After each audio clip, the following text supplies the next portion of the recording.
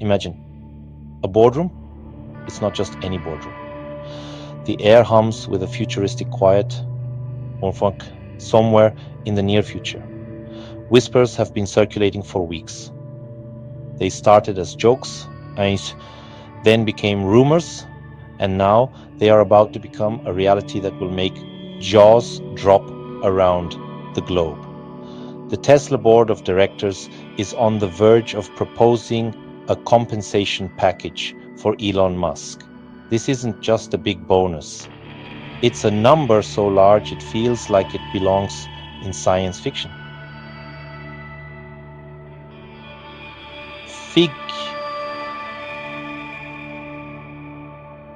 Ricci redefines the very concept of wealth. They're proposing $1 trillion. That's a 1 with 12 zeros after it. This isn't a gift, of course. It's a payment plan stretching over the next decade. The payout is tied to a series of performance milestones. These milestones are not your typical corporate goals. We aren't talking about increasing car sales by 10% or opening a new factory. The goals are as audacious as the sum of money itself. They likely involve objectives that sound like they were pulled from a space opera. Think about establishing a permanent, self-sustaining human colony on Mars. Or maybe creating a global energy grid powered entirely by renewable sources. These are the kinds of targets that would justify a paycheck of astronomical proportions.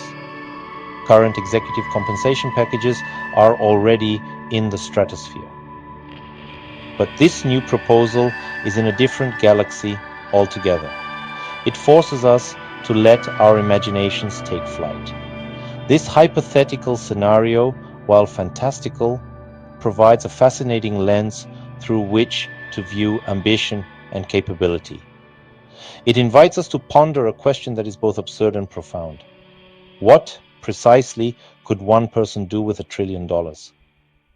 For a visionary like Elon Musk, a man who seems to dream in units of gigafactories, teraflops.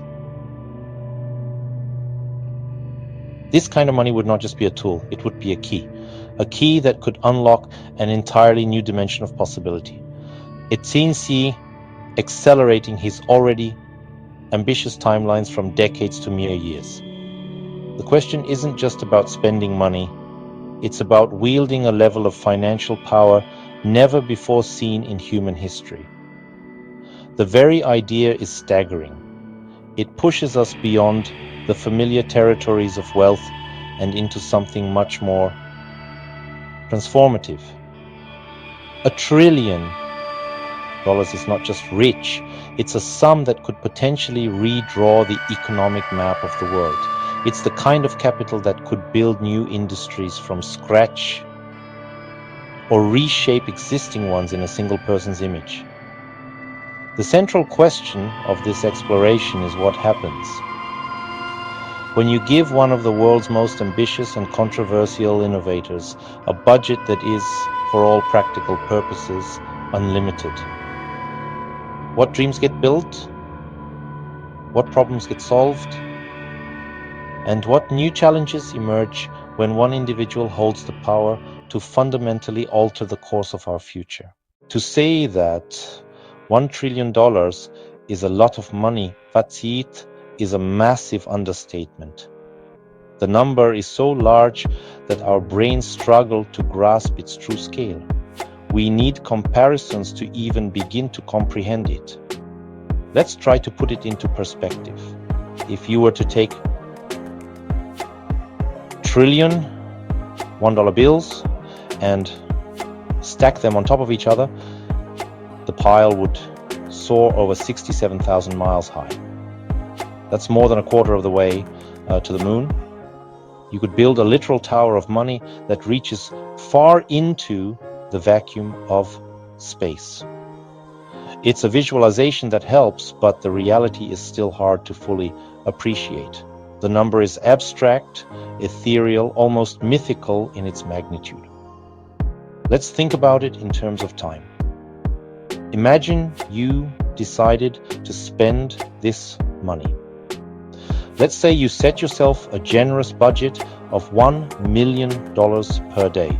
You could go on this spending spree every single day, day after day, without fail. At that rate, it would take you nearly 3,000 years to run out of cash.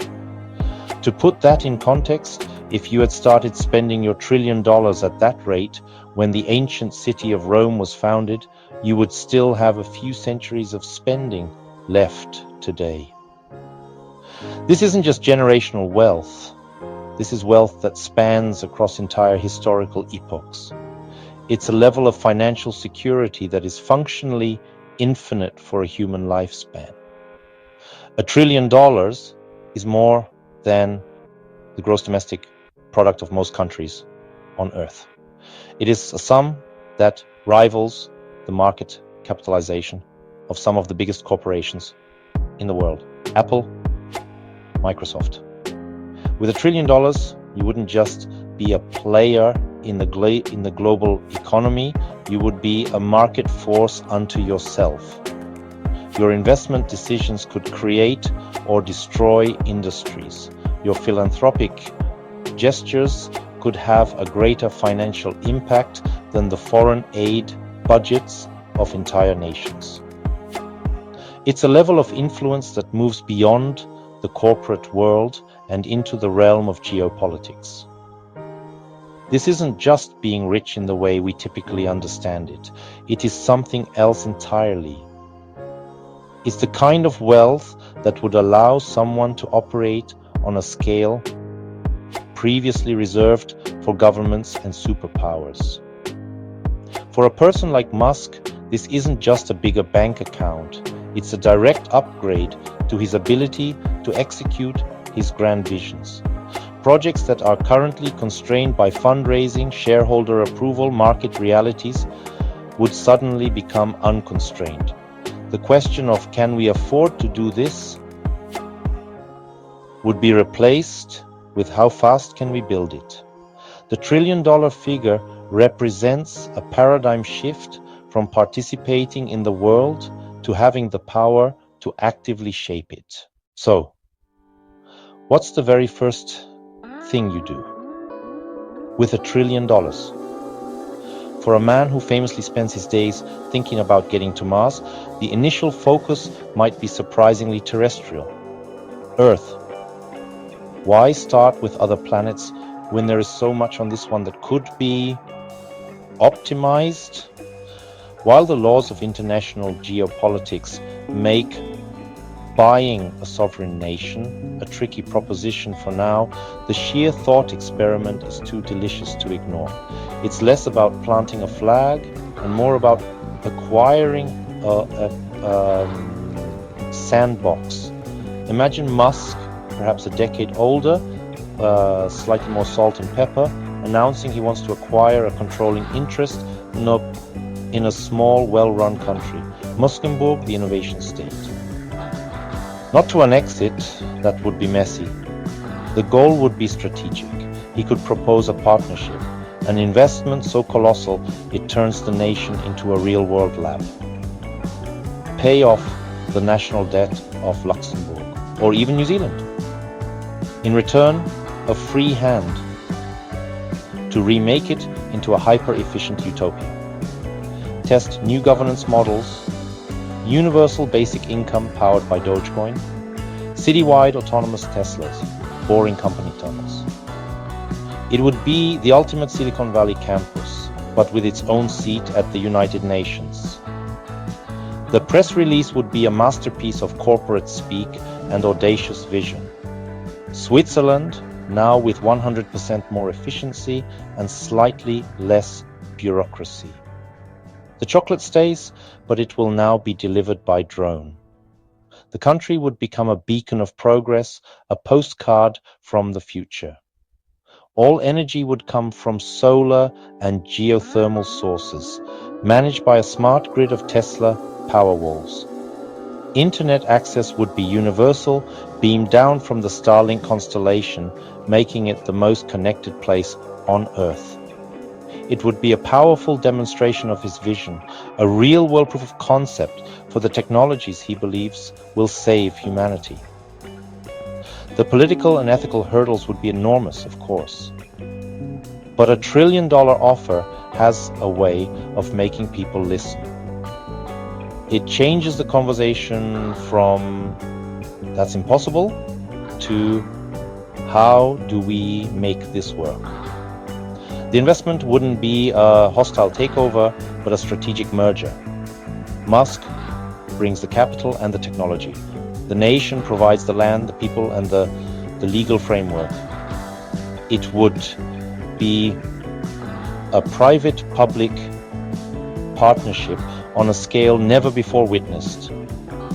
The rest of the world would watch, a mix of horror and fascination, as one man attempts to beta test a new model of civilization. It's a shopping spree that acquires influence, a platform to reshape society itself from the ground up, one small, strategically chosen country at a time. Beyond tinkering with nations, the industrial landscape would become Elon's personal shopping mall. With $1 trillion, his ambition wouldn't be limited to simply leading the electric vehicle revolution. He could become the revolution itself. The first logical step? Total consolidation.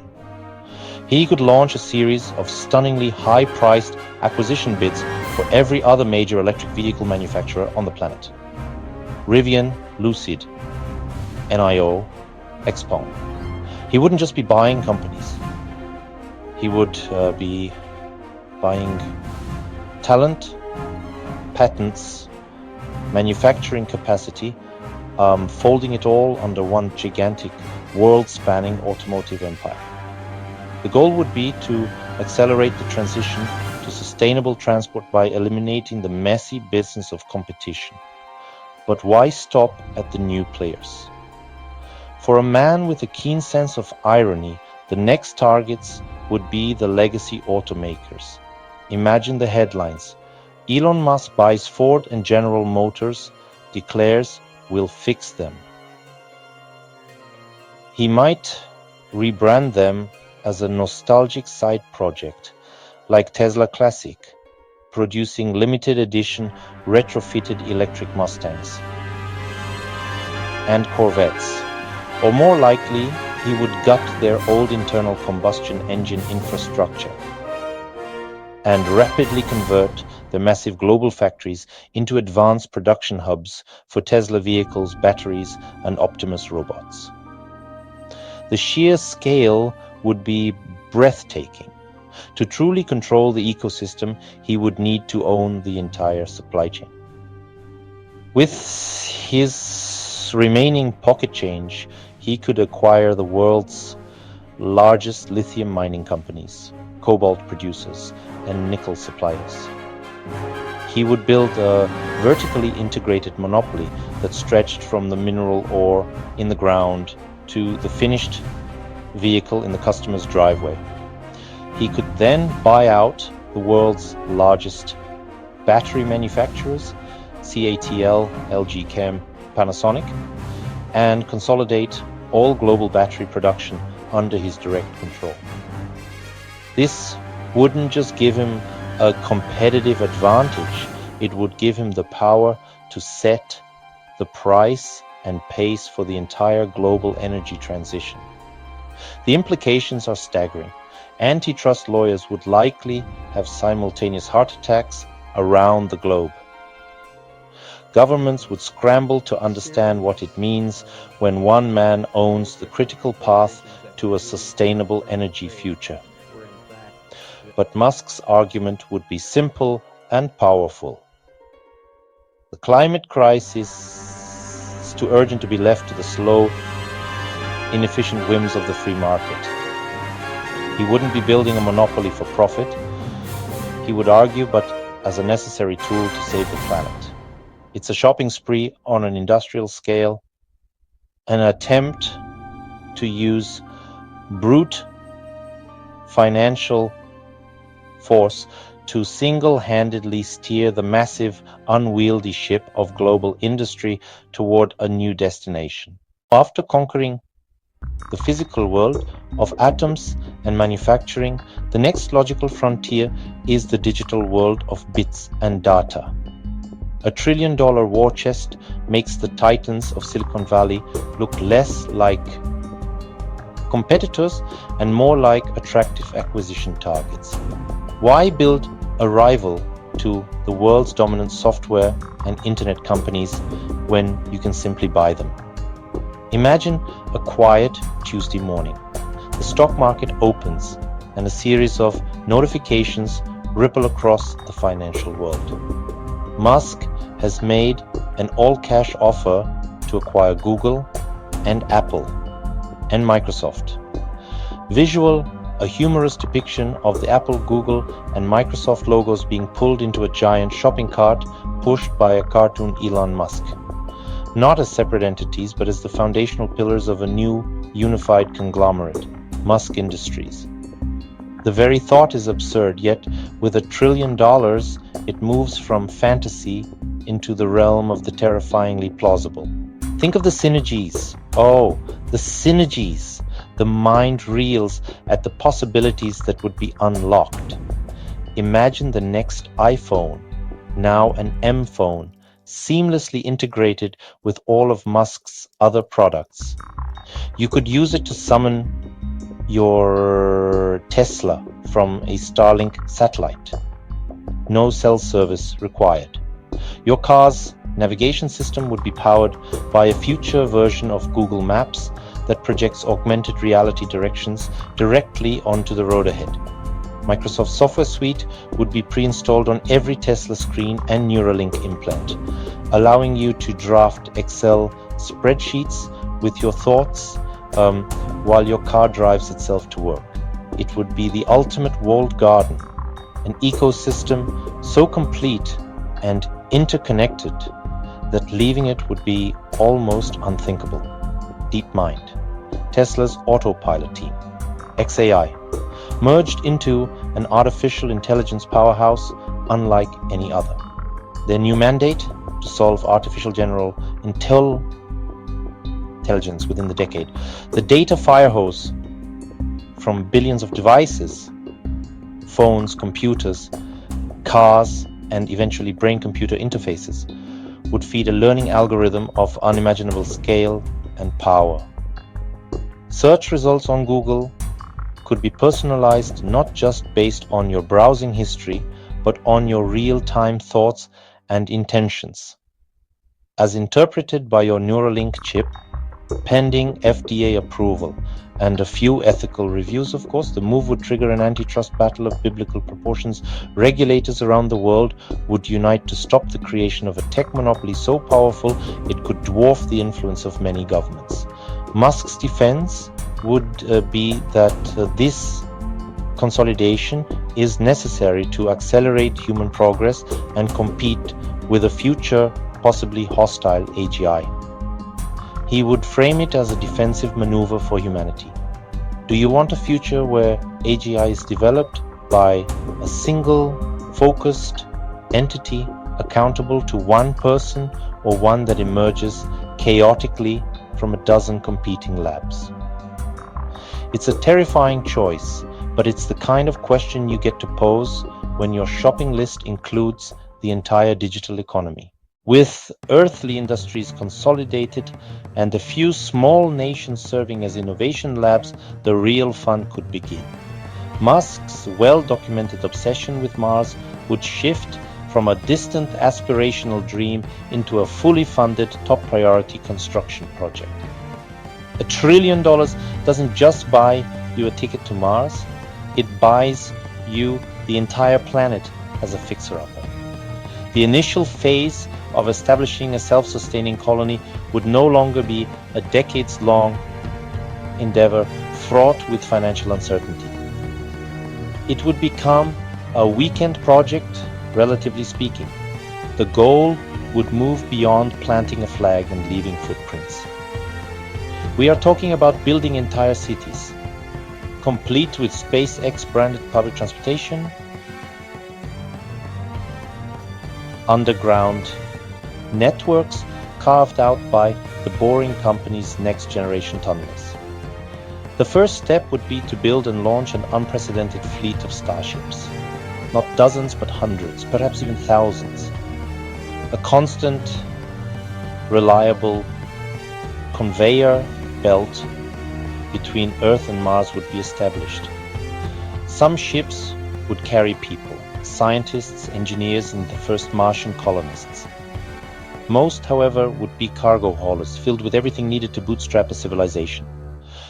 Pay tons of construction materials, advanced three-dimensional printers for habitats, entire solar panel farms, atmospheric processors to generate oxygen, and of course, the Optimus robots that would do the bulk of the heavy lifting and dangerous assembly work. The logistical scale would dwarf the D-Day landings, a continuous interplanetary supply chain operating 24/7. Life in Musk City, Mars, would be a strange and engineered existence. The initial habitats would likely be a series of interconnected biodomes, creating pressurized, Earth-like environments filled with green parks and hydroponic farms, producing everything from Martian potatoes to artisanal cheeses. The Boring Company would be hard at work creating a subterranean network of tunnels, connecting the various domes and providing radiation-shielded corridors for transport and housing. The entire city would be powered by vast arrays of solar panels and eventually geothermal or even nuclear power plants, making it completely energy independent. It would be a testament to human ingenuity. A city built from scratch on another world. The long-term vision would be even more ambitious. Terraforming.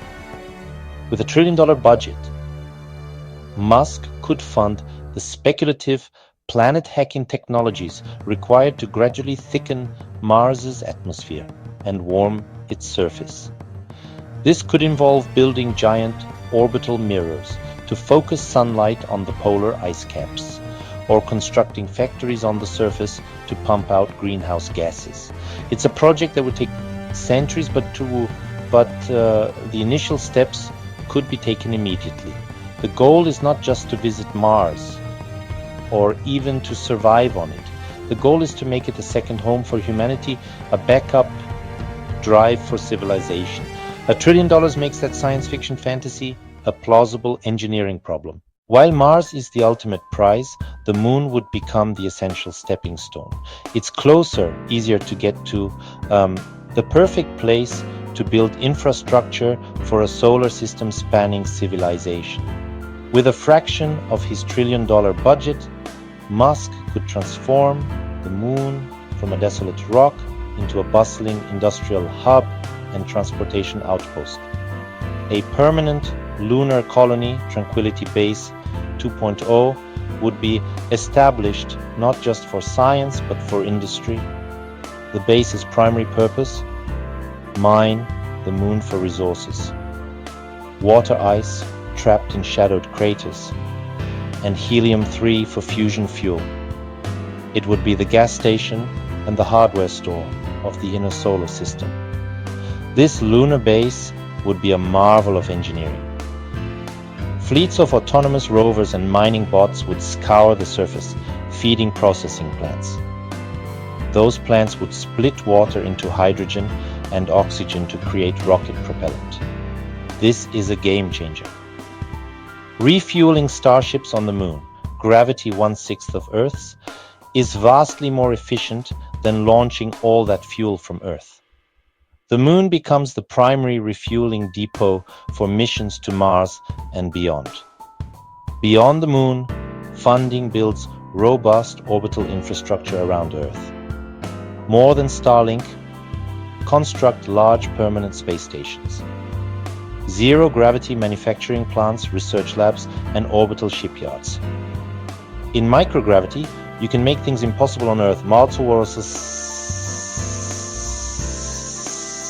Flawless fiber optics, perfect protein crystals for drugs, These stations become 21st century factories, fed by constant rockets from Earth and the Moon.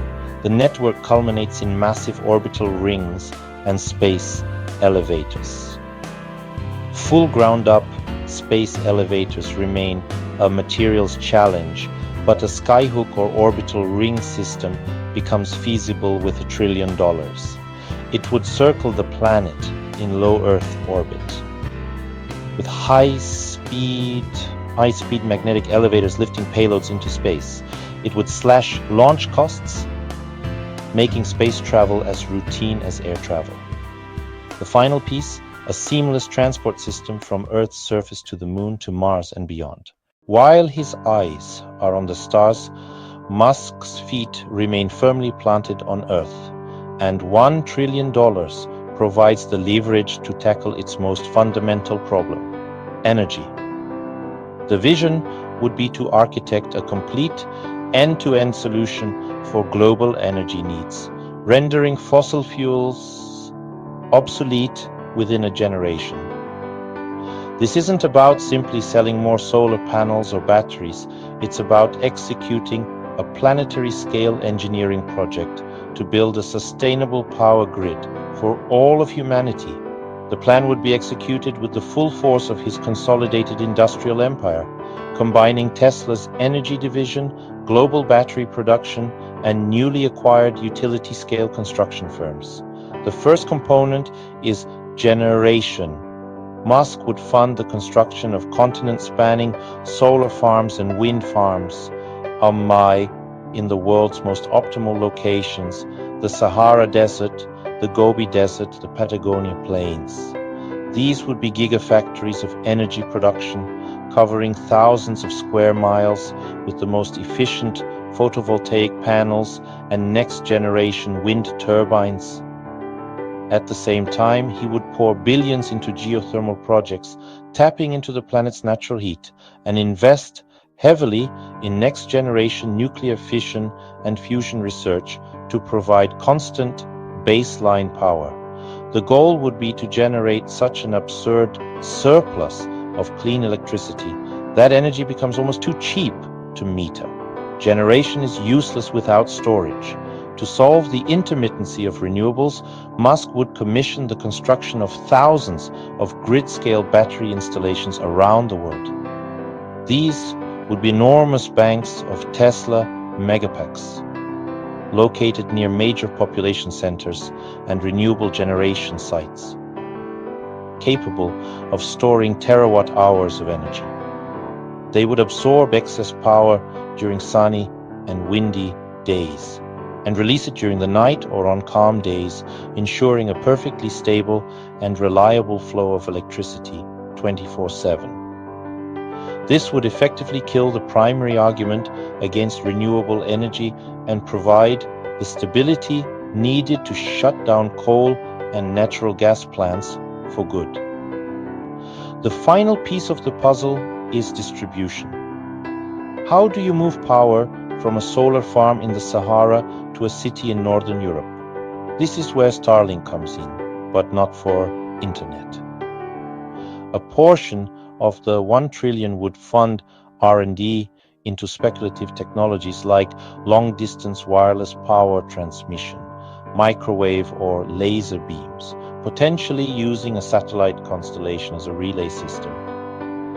More conventionally, it would fund the construction of a global supergrid of high-voltage direct current power lines, connecting continents and allowing for the seamless transfer of energy across the planet.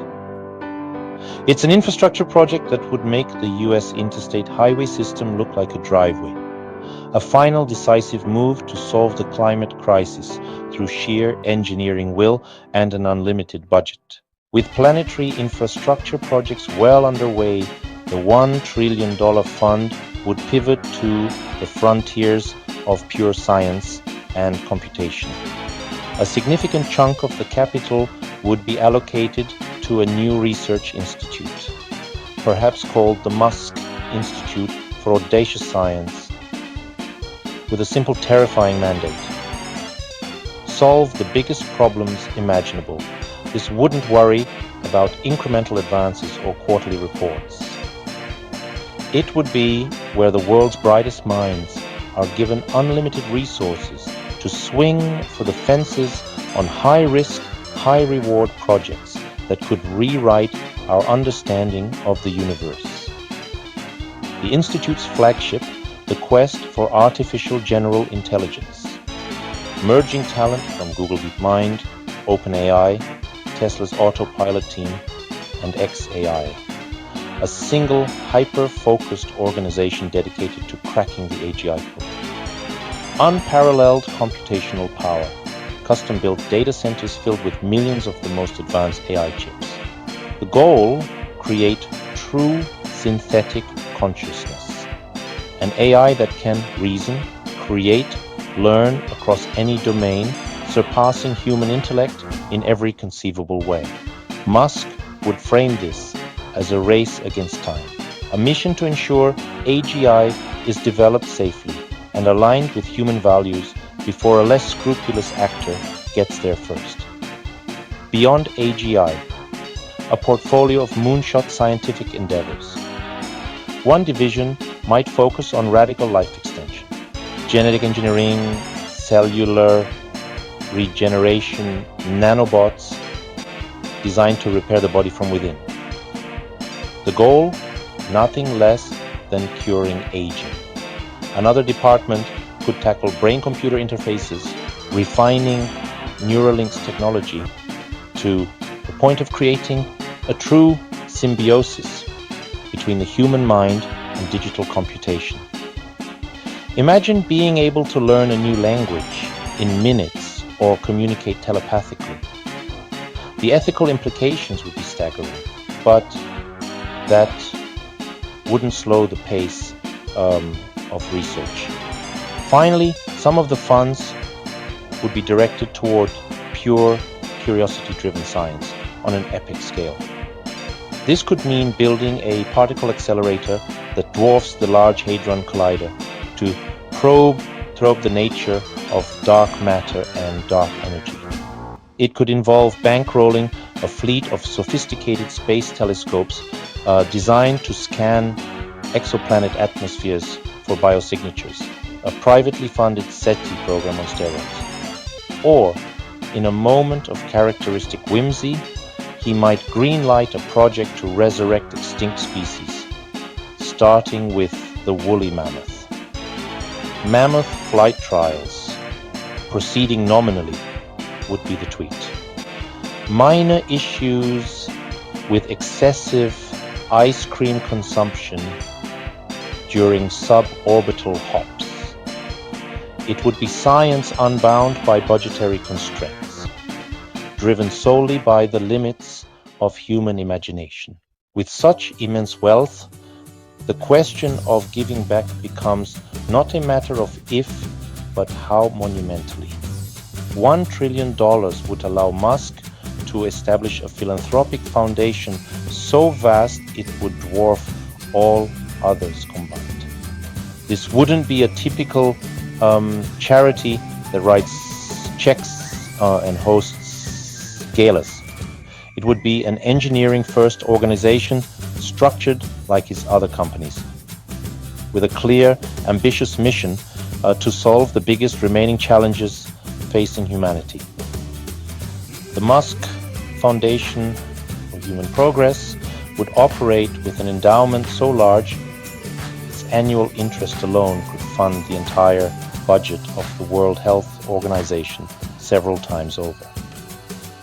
Its goal wouldn't be to alleviate problems, but to permanently eradicate them with technological solutions. One major division would be dedicated to tackling climate change from a different angle: adaptation and remediation. While his commercial ventures build the sustainable future, his foundation would clean up the past. This would involve funding the development and deployment of massive carbon capture facilities, machines that literally suck CO2 out of the atmosphere. Another project could be the restoration of global ecosystems, using fleets of autonomous drones to reforest billions of acres and AI-powered systems to monitor and protect endangered species. It would be a planetary-scale environmental cleanup, executed with ruthless efficiency. Another core pillar of the foundation would be global health. Forget just donating to vaccine research. Musk would build and own the entire pipeline. The foundation would fund advanced mRNA labs capable of developing vaccines for new diseases in a matter of weeks. It would construct automated robotic pharmaceutical factories that could produce billions of doses at cost. To solve distribution, it would leverage the Starlink network and a fleet of electric delivery drones to get medicine and medical supplies to the most remote corners of the world. He could launch a global campaign to eradicate diseases like malaria and tuberculosis, not just with money, but with a vertically integrated system of technology, manufacturing, and logistics. Finally, a third division would focus on universal access to opportunity. This would mean more than just internet connectivity. The foundation could build a global free-to-use educational platform powered by AI tutors that provide a world-class education to anyone with a connection. It could establish a global microloan system based on a stable cryptocurrency, enabling entrepreneurship in developing nations. The ambition would be staggering: to create a baseline of health, education, and economic opportunity for every single person on Earth. It would be philanthropy as a grand engineering problem, aiming to create a world so prosperous and stable that it no longer needs philanthropy at all. On the other hand, $1 trillion could unlock a level of personal indulgence so epic it would make historical emperors look modest. While a portion would go to world-saving projects, the sheer scale leaves room for eccentricities. The line between ambitious venture and personal vanity would blur into non-existence. First on the list, a personal transportation network making first-class air travel look like a crowded bus, a private fleet of suborbital starships, whisking you between continents in under an hour. Morning commute from his ranch in Texas to a board meeting in Berlin with a stopover in Tokyo for lunch. Next, connect global residences and corporate campuses with a private globe-spanning hyperloop. Step into a sleek pod in his Los Angeles home, shot through a vacuum tube under the Atlantic Ocean, down T, and emerge at his European gigafactory. His personal subway crosses oceans and continents at the speed of sound. Astronomical cost for any nation, but reasonable for a trillionaire avoiding airport lines and traffic. The ultimate expression of valuing one's time above all else. Beyond transportation, indulgences get bizarre and wonderful. Commission the world's first AI-generated symphony orchestra, with music composed in real time by an AGI trained on memes and Dogecoin charts. An orchestra of Optimus-like robots in tuxedos playing nightly in a private, acoustically perfect concert hall for an audience of one. Invest in the ultimate video game, a fully immersive VR simulation of the universe, with physics indistinguishable from reality. Weekends as a space pirate in a distant galaxy, or reliving historical battles. The possibilities for brilliant eccentricity are boundless. A private zoo of genetically resurrected prehistoric animals, complete with a Jurassic Park-style tour for friends and family. A personal space station far more luxurious than the ISS, his vacation home with the best views in the solar system. A scaled-down replica of the Death Star, not as a weapon, but as the ultimate corporate headquarters linked into a testament to power. These aren't just purchases, they are statements, actions of a man for whom money is no longer a constraint, leaving only imagination and ego as the final frontier. With every grand gesture, whether philanthropic or indulgent, the court of public opinion would be in session. $1 trillion fortune makes you a symbol, and every action is scrutinized on a global scale. He would have to manage a narrative that could spiral into two extremes: technological savior, or comic book supervillain. His every move would be amplified, celebrated by legions of fans as visionary progress, and condemned by critics as dangerous overreach. This duality would define his public existence, a constant battle for perception almost as challenging as terraforming Mars. If he leaned into philanthropy, establishing the foundation to end all foundations, he'd be hailed as the greatest benefactor. He would be the man who cured diseases, reversed climate change, and brought education to the masses. Times Person of the Year would be a permanent title. But even then, critics would raise serious concerns. Too much power in one unelected individual's hands, with personal biases dictating global policy.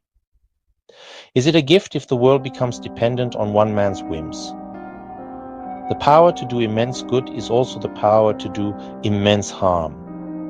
Conversely, a focus on epic personal indulgence would write the supervillain narrative for him. A private globe-spanning hyperloop and a fleet of personal starships would be seen as the ultimate symbols of inequality. While the world grapples with real problems, he's building a separate, faster world for himself. The media would have a field day, painting him as a real-life Lex Luthor or a Bond villain, complete with a volcano lair, or in his case, a Mars colony. Eccentricities would be reframed as dangerous whims, detached from ordinary reality. Public backlash could be immense, potentially leading to global calls for a Musk tax and new regulations to curb his power. Ultimately, he'd likely try to walk a tightrope between both paths. He would fund world-saving ventures while simultaneously building his personal paradise, framing his indulgences as necessary tests for future public technologies. This private hyperloop is a prototype for a future public system. Every decision would be a political act, from which disease to cure to the color of his personal spaceship. He would become a figure of immense power and controversy, transcending being a mere CEO or engineer to become a new kind of geopolitical force. Constantly battling to be seen as a hero in a world predisposed to see him as a threat. Of course, $1 trillion payout wouldn't just be handed over with a handshake and a friendly good luck. For a compensation package of this magnitude, the performance milestones would have to be equally monumental. We're not talking about hitting quarterly sales targets or increasing stock prices. The goals would be so audacious, they would essentially form a to-do list for the next stage of human evolution. The board of directors in this hypothetical future wouldn't just be incentivizing growth, they would be commissioning the creation of a new reality. The contract would read less like a corporate document and more like a chapter from a science fiction novel with clauses that bend the very definition of what is possible. The first and most obvious set of milestones would revolve around Mars. The primary condition would likely be the establishment of a fully self-sustaining human settlement on the Red Planet. This wouldn't be a token outpost with a handful of astronauts. The contract would specify a minimum population, perhaps 1,000 permanent residents living independently of Earth for a continuous period of 5 years. It must also have the capacity to produce its own air, water, food, and energy. It must also have the capacity to manufacture its own spare parts and even expand its habitats using local Martian resources. Hitting this milestone would mean Musk has successfully made humanity a multiplanetary species, a feat worthy of an astronomical reward. The second category of goals would be centered on artificial intelligence. The milestone wouldn't just be to create AGI, but to do so in a way that is provably safe and aligned with human interests. The benchmark might be an AI that passes the Turing test with flying colors and also successfully solves grand challenges previously thought unsolvable by humans, like finding a cure for all cancers or developing a unified theory of physics. A critical subclause would require the AI to pass a rigorous battery of ethical and safety tests, perhaps overseen by an independent international body. The payout would be contingent not just on creating a godlike intelligence, but on ensuring it's a benevolent one. Finally, there would be milestones tied directly to the well-being of planet Earth. One such goal could be the complete decarbonization of the global energy grid. The metric would be simple and stark. 99.9% of all energy consumed by humanity must come from zero-emission sources. This would require the full force of his industrial empire, from building out a global supergrid to deploying continent-spanning solar farms. Another milestone might be to achieve a net negative global carbon footprint, meaning his ventures must collectively remove more CO2 from the atmosphere than the rest of the world emits. The bar would be set so high that achieving it would mean fundamentally altering the course of our planet's climate future. Defining these galactic scale milestones is one thing. Measuring and verifying their achievement is another challenge entirely. Who gets to decide if a Martian colony is truly self-sustaining? What panel of experts can definitively say that a super-intelligent AI is provably safe? The enforcement of this trillion-dollar contract would require a new kind of oversight body. A committee of scientists, engineers, ethicists, and philosophers tasked with auditing reality itself. Their job? Travel to Mars to inspect hydroponic farms, or conduct complex philosophical interviews with a nascent AGI to check for signs of megalomania. It would be the most important and strangest auditing job in human history. For the Mars milestone, verification would be a complex logistical process.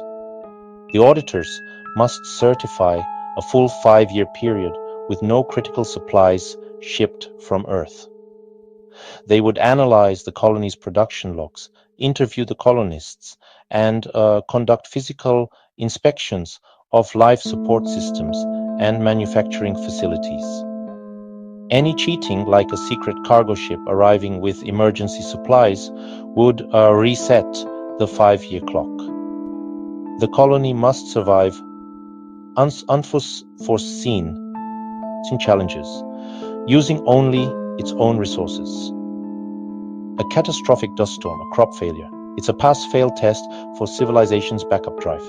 Measuring AGI alignment is even more abstract and fraught with existential risk. The committee couldn't just run software. They must engage in a prolonged dialogue with the AI, presenting complex ethical dilemmas and strategic scenarios. The final exam? A black box test. Give the AGI a complex real-world problem with strict ethical constraints. Evaluate the solution it generates. If it solves the problem without violating rules, it might be deemed aligned. But the lingering question, is the AI truly benevolent or just smart enough to tell auditors what they want to hear? Planetary milestones like decarbonizing the grid are more straightforward but daunting to verify. This requires a global, real-time energy monitoring system tracking every kilowatt hour on the planet, managed by a neutral third party like the IAEA, requiring access to every nation's grids. The data must be impeccably secure and transparent to prevent manipulation. The achievement would be a clear number on a dashboard, a fundamental victory against climate change and a massive step forward for the planet. We have journeyed through a thought experiment of truly galactic proportions, exploring what could happen if one of history's most ambitious figures was handed a budget of $1 trillion. We've seen how this colossal sum could reshape our world, from the ground up and from orbit down. It's a level of financial power that moves beyond mere wealth accumulation and into the realm of civilizational engineering. With $1 trillion, the slow, incremental march of progress is replaced by the possibility of giant, world-altering leaps. The shopping spree alone could consolidate entire industries, turning the global automotive and tech sectors into a single vertically integrated empire aimed at accelerating a chosen future. The line between a corporation and a superpower would blur into irrelevance. This hypothetical payout transforms science fiction into a plausible engineering roadmap. Cities on Mars, a permanent industrial base on the Moon, a global, clean energy grid, and the creation of true artificial general intelligence all shift from what-if scenarios to items on a concrete to-do list. The scale of these ventures is staggering, representing the full force of human ingenuity unleashed from its traditional financial constraints. It's a vision of progress driven by singular focus and immense capital, a brute force attack on the biggest challenges and opportunities we face. But this power is a double-edged sword, a force for both astonishing creation and profound indulgence. The same $1 trillion that could fund a foundation to eradicate global poverty and disease could also be spent on a private, globe-spanning hyperloop network and a personal fleet of suborbital spaceships. This duality highlights the immense weight of responsibility. The narrative of the $1 trillion man would constantly teeter on a knife's edge, caught between the perception of a technological savior and that of a detached oligarch. Every decision would be a public spectacle. The journey has shown us that $1 trillion is more than just money. It's a catalyst. It's an accelerant for dreams, a tool for reshaping reality, and a magnifying glass for both the best and most questionable aspects of human ambition. It amplifies the potential for unprecedented good while simultaneously concentrating an unnerving amount of power. The story of what Elon Musk would do with $1 trillion is ultimately a story about the intersection of technology, capital, and power, and the fundamental tension between individual vision and collective well-being in the 21st century. It's a glimpse into a future where the biggest question is no longer what we can achieve, but who gets to decide. As we conclude this speculative odyssey, we are left with a final lingering question that is perhaps more important than any of the technological marvels we've imagined. The milestones for such a payout, a self-sustaining Mars colony, a provably safe AGI, a decarbonized planet, are a testament to the scale of the ambition. The successful achievement of these goals would undoubtedly be a victory for our species. But the very existence of such a contract forces us to confront a deeper philosophical issue. Who should be in the driver's seat for such a monumental journey? Is it right for one person to wield the power to steer the course of civilization? The argument for a figure like Musk is one of efficiency and vision. A single decisive leader, unburdened by bureaucracy, committee meetings, or quarterly profit reports, can achieve incredible things at an astonishing speed. In this view, the concentration of power is not a bug, but a feature, a necessary component for tackling challenges so immense they would paralyze any democratic or corporate body. The trillion-dollar payout is simply the fuel required for a uniquely capable engine of progress. However, the counterargument is equally, if not more, compelling. Concentrating this much power, this much responsibility for the future of humanity in one person is an act of profound risk. It replaces the messy, imperfect, but ultimately representative process of collective decision-making with the unilateral decrees of a single mind. What if his priorities are not our priorities?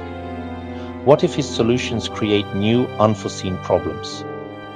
By handing the reins of our future to one person, we are making a bet that his vision is the correct one, and that his intentions will remain benevolent. It is a gamble on a scale that humanity has never before taken, a step into a future shaped not by many, but by one. Ultimately, this thought experiment pushes us to consider how we as a society should manage the immense power that technology and capital are beginning to unlock. Should these world-changing resources be steered by the boldest and most successful among us, or should they be guided by a more collective democratic process, even if it is slower and less efficient? The hypothetical trillion-dollar payout to Elon Musk is a dramatic framing of this central question. It's a question without an easy answer, but one that will become increasingly urgent as our technological capabilities continue to grow, forcing us to decide what kind of future we want to build and who gets to hold the blueprints.